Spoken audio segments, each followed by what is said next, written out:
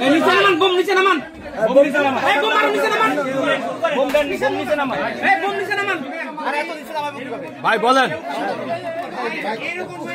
চুপ ভাই, বলা শুরু করেন ভাই। এই চুপ ভাই, চুপ থাকো ভাই, নিচে নামো ভাই, আপনাদের মত ভাই বলা শুরু করেন। এডি বিট্টু বলেন। জি জি জি, আচ্ছা আমি এখানে লাগলে একবার দিচ্ছি, আমার বাইরে ওকে ওকে ওকে। সরি মাথাটা সরা, মাথাটা সরা, সরি।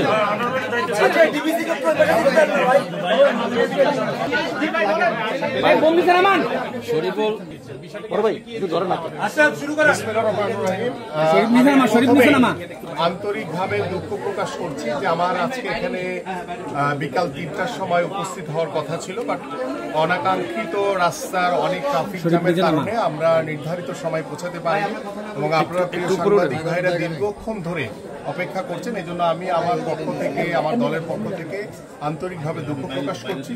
এবং আজকে আমরা যেখানে উপস্থিত হয়েছি, আমাদের ফুটবলার সোহান, ওর যে বিস্ময়কর যে প্রতিভা দেখলাম, ওর ফুটবলের প্রতি যে ওর ভালোবাসা, ভালো লাগা, এবং ওর বাবার যে সোহানকে একজন বড় ফুটবলার হওয়ার যে স্বপ্ন দেখছে, আমাদের মাননীয় ভারপ্রাপ্ত চেয়ারম্যান জনাব তারেক রহমানের নজরে যখন এই ভিডিওটি দৃশ্যমান হয়, তিনি তাৎক্ষণিকভাবে আমাকে নির্দেশনা দিয়েছেন যে আমরা এই সোহানের পড়াশোনা থেকে শুরু করে ওর খেলাধুলার সকল দায় দায়িত্ব আমাদের মাননীয় ভারপ্রাপ্ত চেয়ারম্যান জনাব তারেক রহমান নিয়েছেন এবং পারিবারিকভাবেও তার যেই পাশে থাকার জন্য আমার দল, আমাদের বাংলাদেশ জাতীয়তাবাদী দল বিএনপি এই সোহানের পরিবার এবং সোহানের বাবার পাশে রয়েছে। এবং আমরা বিশ্বাস করি আমাদের মাননীয় ভারপ্রাপ্ত চেয়ারম্যান জনাব তারেক রহমান সব সময় আমাদের এই ধরনের ছোট ক্ষুদে যারা প্রতিভাবান মানুষ রয়েছে, যারা ভবিষ্যৎ বাংলাদেশের জন্য অনেক কিছু সুনাম বয়ে আনতে পারে, আমরা সেই চিন্তা থেকেই আমরা আজকে এখানে উপস্থিত হয়েছি এই সোহানের বাসায়। এবং আমরা একটি বিষয় আপনাদের কাছে উল্লেখ করতে চাই যে আপনাদের সকলের মনে আছে আমাদের শহীদ রাষ্ট্রপতি জিয়াউর রহমান তিনি নতুন করে একটি অনুষ্ঠান শুরু করেছিলেন, সেই 80-র দশকের কথা বলছি আমি। সেখানে দেখা গেছে যে আমাদের সাংস্কৃতিক অনেক, কেউ আবৃত্তি, কেউ নাটক, কেউ বিভিন্ন সাংস্কৃতিক অনুষ্ঠানের মাধ্যমে আমরা সেই ট্যালেন্ট তুলে এনেছিলাম। ঠিক তেমনি ভাবে আমাদের মাননীয় ভারপ্রাপ্ত চেয়ারম্যান জনাব তারেক রহমান ইতিমধ্যে আমাকে বলেছেন যে আমরা নতুন করে ব্র্যাকেটে আমাদের ক্রীড়া স্পোর্টস থেকে আমাদের সারা বাংলাদেশের যারা খুদে প্রতিভাবান ফুটবলার রয়েছে, ক্রিকেটার রয়েছে, বিভিন্ন স্পোর্টসে যারা প্রতিভাবান খেলোয়াড়রা রয়েছে, তাদেরকে আমরা সারা বাংলাদেশ থেকে তুলে নিয়ে এসে তাদেরকে জাতীয় পর্যায়ে আমরা সরকারিভাবে, আল্লাহ পাক যদি আমাদেরকে আগামী নির্বাচনে এদেশের জনগণের ভোটে নির্বাচিত করে, আমাদের মাননীয় ভারপ্রাপ্ত চেয়ারম্যান জনাব তারেক রহমান ইতিমধ্যে বাংলাদেশে ক্রীড়াঙ্গনকে নিয়ে তিনি নতুনভাবে স্বপ্ন দেখেছেন এবং তিনি প্রথমেই যে বিষয়টি উল্লেখ করেছেন যে আমরা প্রত্যেকটি প্রাথমিক বিদ্যালয় থেকে শুরু করে আমরা বেসরকারি বিদ্যালয়, হাই স্কুলগুলোতে আমরা ক্লাস 4 থেকে প্রত্যেকটি, বিশেষ করে আমরা অলিম্পিক গেমসে কিংবা আমাদের সাউথ এশিয়ান গেমস কিংবা আমাদের সাব গেমসে যেই ধরনের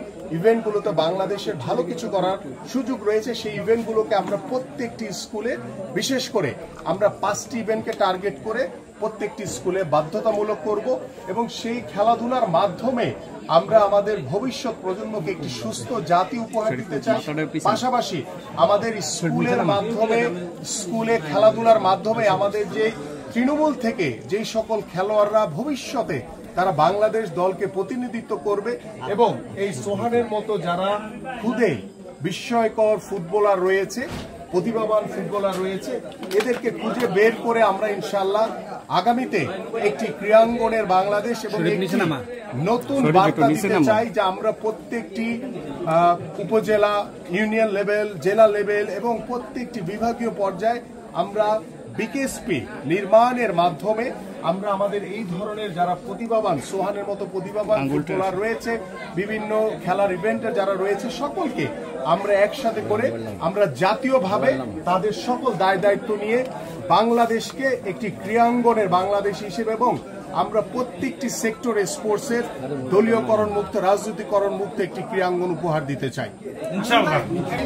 আজকে সোহানের জন্য ওর খেলার বুট, ওর জার্সি, ট্রাউজার, ওর সিঙ্গার, ফুটবল সহ কিছু উপহার সামগ্রী সোহানের জন্য নিয়ে এসেছি এবং পাশাপাশি ওর পরিবারের পাশে আমার হাতে কিছু আর্থিক কিছু সহযোগিতা আমি সোহানের বাবাকে করে যাচ্ছি এবং প্রতি মাসে আমাদের মাননীয় ভারপ্রাপ্ত চেয়ারম্যান ওর জন্য প্রতি মাসের 5 তারিখের ভিতরে একটি সম্মানজনক অ্যামাউন্ট তিনি পাঠাবেন, যেটি ওর পড়াশোনা, ওর খেলাধুলা পাশাপাশি ওর পরিবারও যাতে আর্থিকভাবে সেই সচ্ছলতা ফিরে পায় সেই বিষয়ে আমরা ইতিমধ্যে সিদ্ধান্ত নিয়ে এসেছি এবং ইনশাআল্লাহ আমরা আগামী মাস থেকে সোহানের পাশে আল্লাহ পাক যতদিন আমাদেরকে বাঁচিয়ে রেখেছে ইনশাআল্লাহ বাংলাদেশ জাতীয়তাবাদী দল বিএনপি সবসময় এই সোহান এবং সোহানের পরিবারের পাশে সবসময় থাকবে। ধন্যবাদ। কেমন লাগছে যে তুমি ফুটবল পেয়েছো? আমি অনেক দেখছি, আমার মনে হইলো এই দেশে আমার জন্ম নেওয়া এক সার্থক বিষয়। আজ বাংলাদেশে জন্ম নিয়ে আমি মনে করি এক সার্থক আমার বাড়ি আজ যদি আমি কি বলবো, আমার কোনো ভাষা নেই। আশা করি আপনার আমার ছেলে খেয়াল রাখবেন। আমার খুব ইচ্ছা বিকেএসপিতে হতে পারে আমার ছেলে। এই ছেলে তো আসলে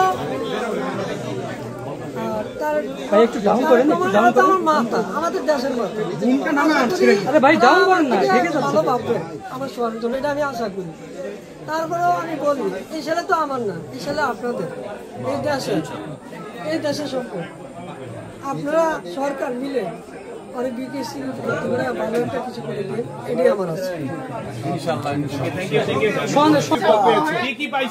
জার্সি পাইছো, বুট পাইছো, ব্যাগ পাইছো, এটা বলো। আমিনুল আঙ্কেলকে ধন্যবাদ।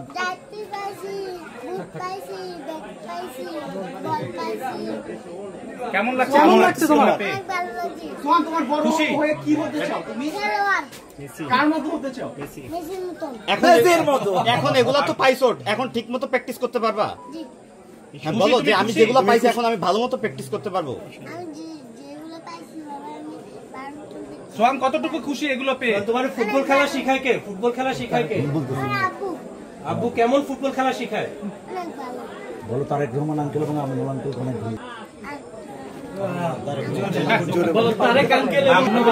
হ্যাঁ বলতেছে, রাখো বলতেছে, আবার বলো, আবার বলো, আবার বলো। ধন্যবাদ।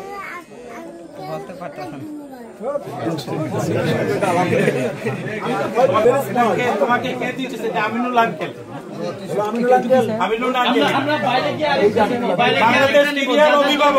আরেকটা নিব।